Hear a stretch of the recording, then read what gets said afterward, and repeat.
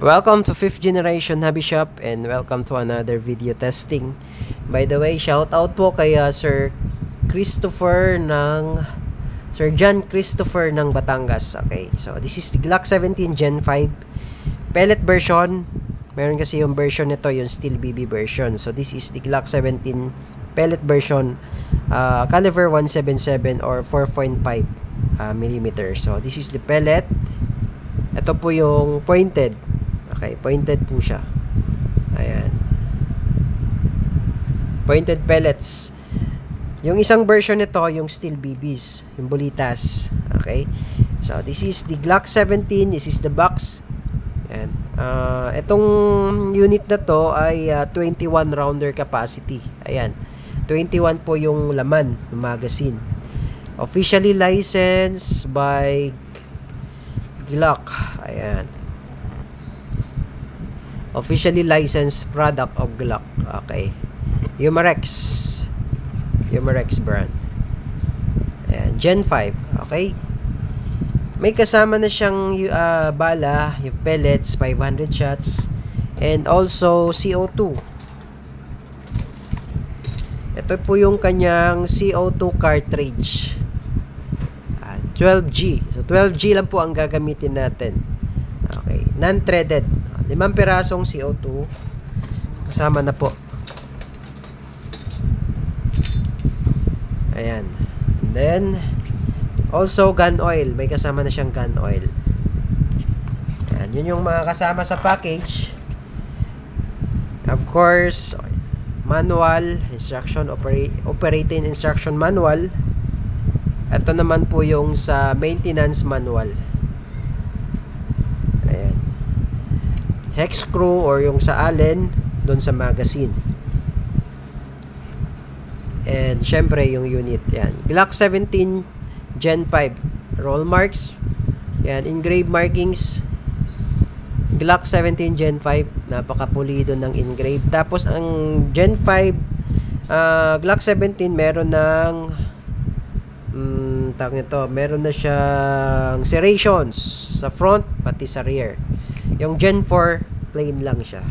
Ayan. Ganda ng serrations, ganda ng sight. And then nalalagyan siya ng flashlight. Ayan, flashlight. Nalalagyan din siya ng optic sight pero wala tayong available na plate. Okay, so this is the magazine. Yan, ito yung belt type, 21 rounder capacity. Yan. Okay. Ito yung lagayan ng CO2. Yan, okay. So, bago yan, pakita ko lang kay sir. Yan, and markings, Glock. Napakapulido ng markings yan. Yan, napakaganda. Yan. Ito naman po yun sa kabilang side. Ayan. Yung serial number niya nandito sa ilalim. Tapos ito naman yung safety. So pag red yan, fire. Pag white ang nakikita mo dyan, safe. Ayan. So, safe siya ngayon. Ayan. Safe siya. Gandang tunog, oh. Ganda ng tunog. Medyo malalim lang po yung trigger nito at lalo na ito ay belt type kaya medyo matigas po ang mga trigger pull nito, ang trigger niya matigas. So ang diskarte po nito sir, okay, ang diskarte po niyan, kailangan mo muna siyang i-half. Yan, half mo muna tapos saka mo siya fully trigger, no? Half mo muna siya tapos pag once na, ayan, ganito po. Half mo muna, then steady, then aim mo muna, then pasok na. Ayan.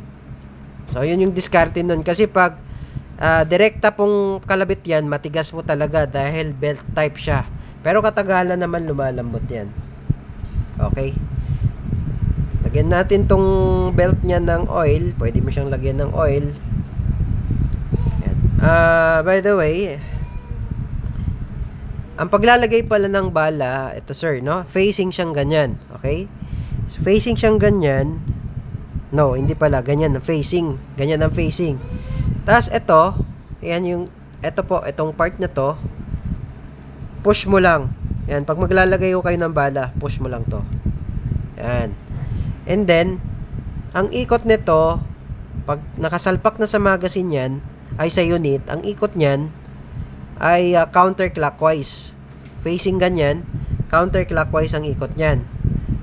So, dito, pag facing ganyan, ang ikot mo, clockwise. Okay? Dito po tayo maglalagay ng bala. So, this is 21 rounder. Yan. Papasok mo lang siya dyan. And make sure na walang nakausli.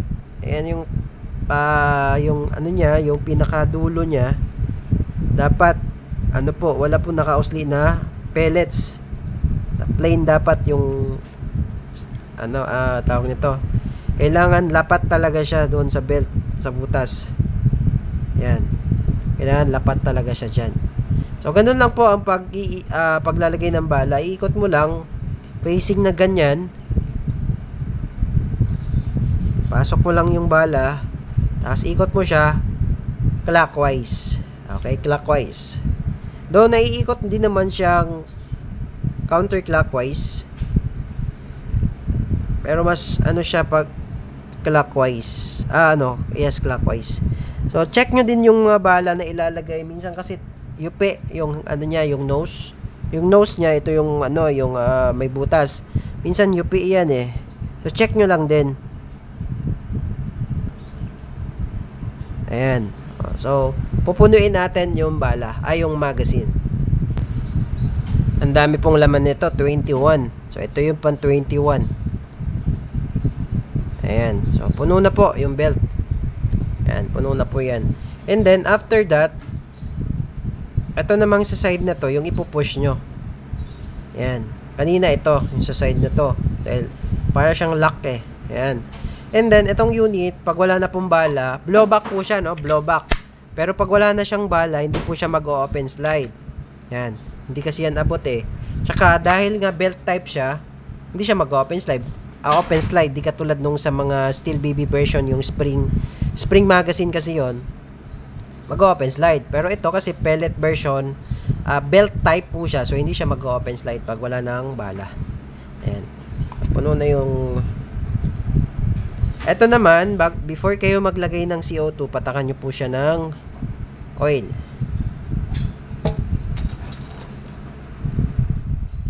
Pasok nyo yung CO2. Then, kailanganin natin tong hex screw. Yan. Slide nyo lang to, papasok. Then, yung alin dyan. Ayan. Tapos, kailangan mabilis ang pihit. Then, saktong higpit lang po. Ayan. Ayan. Balik natin yung mag-base. Ayan. Push mo lang. Okay. And then, make sure na yung gitna, yung butas, nasa gitna. Ayan. Ang facing niyan, pag facing niyan, ang ikot niyan kasi pag nasa unit, pag nasa loob ng unit, ang ikot niyan, counter.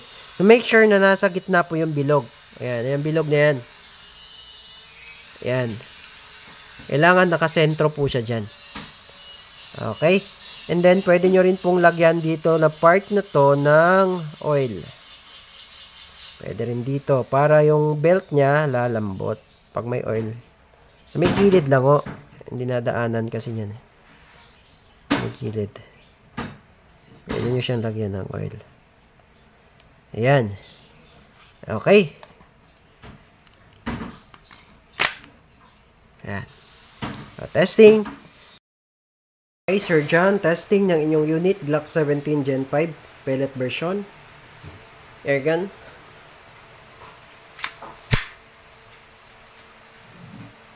Okay. So, i-hap nyo lang po yung press muna sa trigger, then steady, then aim, then tsaka nyo siya itutuloy. Ayan. Para mas accurate. Lakas ng palo, no? So, yung tinuro ko po, sir, na half muna. Yan. Half muna siya. Yan. And then, tsaka mo siya itutuloy. Oh! Lakas. Ayan. So, mararamdaman nyo talaga yung recoil niya. Lalo na kung bagong salpak yung CO2. Mafe-feel nyo talaga yung kick. Ayan. Try natin kung matatamaan natin na gumagalaw.